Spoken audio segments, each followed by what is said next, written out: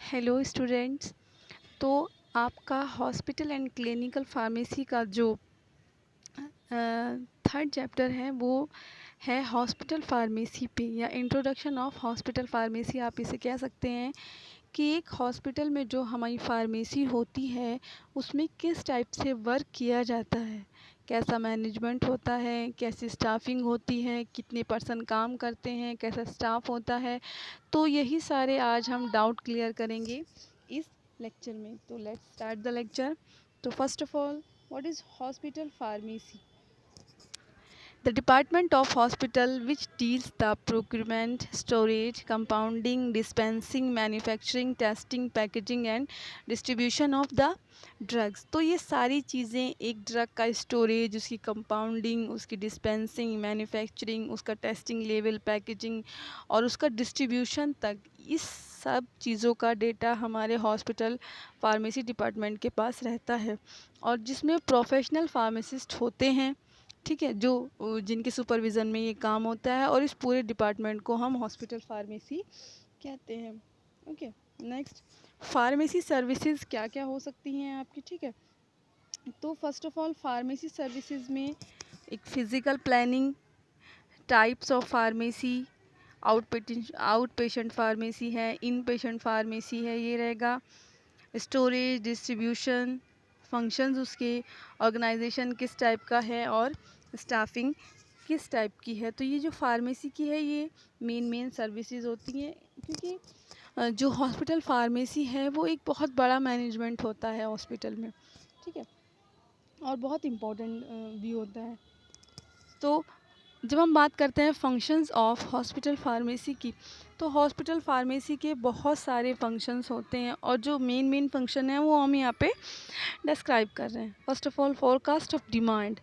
तो जो डिमांड होती है उसका फोरकास्ट करना, उसकी सप्लाई करना, सिलेक्शन ऑफ रिलायबल सप्लायर्स, जो हमारे रिलायबल सप्लायर्स हैं उनका सिलेक्शन करना, determining specification of the required drug या मेडिकामेंट, जो भी हॉस्पिटल में ज़्यादा रिक्वायर्ड ड्रग है, मेडिकामेंट है, उसका सारा डिटर्मिनेशन करना, ठीक है। मैन्युफैक्चरिंग ऑफ स्टाइल और non sterile preparations, maintenance of manufacturing record रहना, क्वालिटी कंट्रोल ऑफ परचेज्ड और मैन्युफैक्चर्ड प्रोडक्ट, जो क्वालिटी कंट्रोल है उसका पूरा डेटा एनालिसिस रहना, okay. Distribution of medicaments in wards, जो इन पेशेंट हैं, जो पेशेंट एडमिट रहते हैं वार्ड में, मेडिकामेंट पहुंचाना, उसका सारा डिटेल रखना कि किस पेशेंट के पास कितनी मेडिकामेंट जा चुकी है, क्या उसका डोज है। तो ये सारी रेस्पॉन्सिबिलिटी हॉस्पिटल फार्मेसी डिपार्टमेंट की रहती है। Dispensing of medicaments to out patients, जो ओपीडी होती है, आउट पेशेंट्स जो आते हैं, उनका जो मेडिकामेंट्स उनको प्रिस्क्राइब किया गया है, डिस्पेंस किया गया है, उसका पूरा एक डेटा कलेक्शन रखना। Drug information source in hospitals, centre for drug utilisation studies, ठीक है। Implement recommendations of the pharmacy and therapeutic committee, patient की काउंसलिंग करना, ठीक है, पेशेंट की काउंसलिंग करना, मेडिकल स्टाफ, नर्सिंग और पेशेंट के बीच एक बिहेवियर मेंटेन रखना, ये सब जो रहता है ये हॉस्पिटल फार्मेसी का पार्ट रहता है। Storage of drugs, hospital pharmacy का एक बहुत इम्पॉर्टेंट पार्ट है स्टोरेज ऑफ ड्रग, कि जितनी हॉस्पिटल फार्मेसी में ड्रग रखी हुई हैं उनको कैसे आप स्टोर कर रहे हैं, उनमें क्या क्या स्टोरेज मेथड आपने लगाए हैं, ठीक है। तो इसमें आता है आपका general drugs, many other type की ड्रग्स होती है, डिफरेंट टाइप की, general drugs, narcotic drugs, cold storage या इन्फ्लामेबल ड्रग्स। तो उनका सबका जो स्टोरिंग स्टाइल है, उनको सबका जो स्टोरेज है वो सब अलग अलग कंडीशंस पे होगा। तो ये जो जिम्मेवारी होती है ये होती है हॉस्पिटल फार्मेसी डिपार्टमेंट की, जो स्टाफ वहाँ पे काम करता है, कि मान लिया जो नारकोटिक ड्रग्स हैं आपने उन्हें कैसे स्टोर कर रखा है, किस जगह पे स्टोर कर रखा है, वैक्सीन, सेरा, जो होती हैं आपने उसे किस टेम्परेचर पे स्टोर किया है, जो इन्फ्लामेबल आइटम्स जो हीट सेंसिटिव होते हैं जस्ट लाइक स्प्रिट आपने उसे कहाँ पे रखा है, तो ऐसी चीज़ें।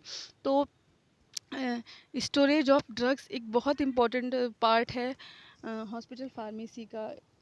इसको हम फर्दर स्लाइड में अभी डिस्कस करेंगे। फर्स्ट है storage of refrigerated drug item, यानी ऐसी ड्रग्स जो रेफ्रिजरेशन पे आपकी स्टोर होंगी, ठीक है। तो कुछ ऐसी ड्रग्स होती हैं जो आपकी जो रूम टेम्परेचर पे स्टोर होंगी, जिसका टेम्परेचर रहेगा 15 से 25 डिग्री सेल्सियस तक उसका टेम्परेचर रहेगा। आप उसे रूम टेम्परेचर पे स्टोर कर सकते हैं। फिर आती है कूल प्लेस वाली। देखिए हर मेडिकामेंट पे या हर ड्रग पे उसका स्टोरेज कंडीशन लिखा रहता है, बहुत बार आपने देखा भी होगा। तो जो कूल प्लेस में आती हैं उनका क्या रहता है, 8 से 15 डिग्री सेल्सियस के बीच उन्हें आप रख सकते हैं।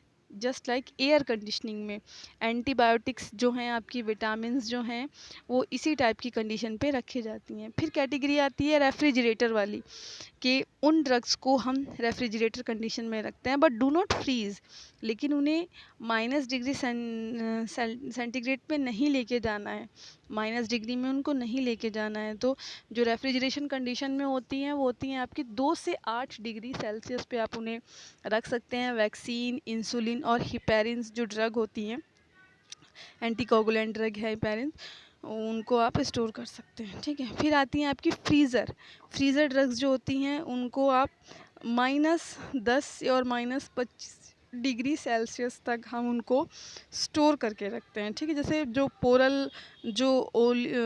पोलियो ओरल वैक्सीन है, उसका जो टेम्परेचर रहता है वो 25 डिग्री से -20 डिग्री से नीचे रहता है, ठीक है, बिलो रहता है। फिर आती हैं आपकी जनरल ड्रग्स, ठीक है। जनरल ड्रग्स को आप कैसे रख रहे हैं, इसके बहुत सारे मेथड्स होते हैं। जैसे आपने अल्फ़ाबेटिकली उनको कैबिनेट में अरेंज कर लिया, या उनको यूज़ के हिसाब से कि ये एंटीबायोटिक की कैटेगरी हो गई, ये एंटी फंगल की कैटेगरी हो गई, ये एंटीपायरेटिक की कैटेगरी हो गई, एनाल्जेसिक की कैटेगरी हो गई, आप उनको ऐसे रख सकते हैं, ठीक है। और या फिर आप उनको ऐसे रख सकते हैं कि जो जिनका एक्सपायरी पास आ रहा है उनको आप आगे निकाल के रख दीजिए कैबिनेट में। तो इसके आप बहुत सारे मेथड्स होते हैं। फिर आती है बात कोल्ड स्टोरेज की, ठीक है। विच ड्रग्स एज एंटी, अभी हमने पिछली बार में डिस्कस किया था, जो आपके एंटीबायोटिक्स, विटामिन, लीवर एक्सट्रैक्ट जो होते हैं आपके, वो रूम टेम्परेचर पर, कोल्ड रूम टेम्परेचर पर आपके एयर कंडीशनिंग में स्टोर किए जाते हैं, ठीक है। ड्रग्स लाइक वैक्सीन, सेरा, हार्मोन्स जो आपके थे वो फ्रीज़र कंडीशन पे, यानी 2 to 8 डिग्री टेम्परेचर पे उनको रख सकते हैं, ठीक है। और उनकी एक टेम्परेचर मॉनिटरिंग होती रहनी चाहिए ड्रग्स की, और एक चार्ट बना रहता है जिनकी मॉनिटरिंग होती रहती है, ठीक है। नेक्स्ट है आपकी नारकोटिक ड्रग्स को ऑलवेज़ लॉक एंड की के अंडर ही रखना चाहिए, क्योंकि नारकोटिक ड्रग्स थोड़ी स्पेशल ड्रग्स होती हैं। जैसे हो गई आपकी मॉर्फिन, बारबुचरेट्स, पैथिडीन, ये सारी ड्रग्स जो है नारकोटिक कैटेगरी में आती हैं, और रेयरली इनका बहुत ज़्यादा कम यूज़ किया जाता है, ठीक है। और उनका एक प्रॉपर आपका रिकॉर्ड भी मेंटेन रहता है कि किस पेशेंट को कितनी दी गई हैं। तो ये नारकोटिक ड्रग का रहता है। फिर होते हैं आपके inflammable items, just like spirit, gases, chemicals, तो इनको भी आप बिल्कुल एक स्पेशल अरेंजमेंट में रखते हैं, हीट से दूर, ओके। तो फिर आते हैं all drugs are grouped in the following categories, तो इन्हें फॉलोइंग कैटेगरीज में भी आप ग्रुप करके भी रख सकते हैं। जैसा जो रेफ्रिजरेटेड ड्रग्स हैं, ठीक है, जो हीट से सेंसिटिव हैं, ये ज़्यादा गर्मी में या ज़्यादा टेम्परेचर में ख़राब हो सकती हैं, आपने उनको एक जगह रख दिया।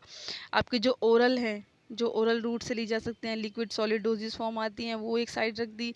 जो इंजेक्टेबल हैं वो एक साइड रख दिया। जो टॉपिकल आपके स्किन सरफेस पे यूज़ होंगी वो एक साइड रख दिया। इन्हेलेशन है, ये जो नॉन ड्रग आइटम्स हैं, आप चाहें तो उन्हें इस तरीके से भी आप मेंटेन करके रख सकते हैं, ठीक है। फिर आती है आपकी स्टाफिंग कि हॉस्पिटल फार्मेसी में कैसी स्टाफिंग होना चाहिए। ये डिपेंड करता है आपकी जो बेड की क्वांटिटी है, हॉस्पिटल में कितने बेड हैं या कितने बेड का आपका हॉस्पिटल है। A chief pharmacist in hospital more than 200 bed. Okay, एक चीफ फार्मासिस्ट जो 200 बेड का हॉस्पिटल होता है वहाँ पे एक चीफ फार्मासिस्ट की रिक्वायरमेंट रहती है। 2 फार्मासिस्ट रहेंगे आपके 100 बेड वाले हॉस्पिटल पर, 3 फार्मासिस्ट रहेंगे 200 बेड वाले हॉस्पिटल पर और 7 फार्मासिस्ट रहेंगे आपके 500 वाले हॉस्पिटल पर, या उससे ज़्यादा भी आप क्वांटिटी में रख सकते हैं। वो थेराप्यूटिक कमेटी पे डिसाइड, वो ये जो है वो थेराप्यूटिक कमेटी डिसाइड करती है। ओके,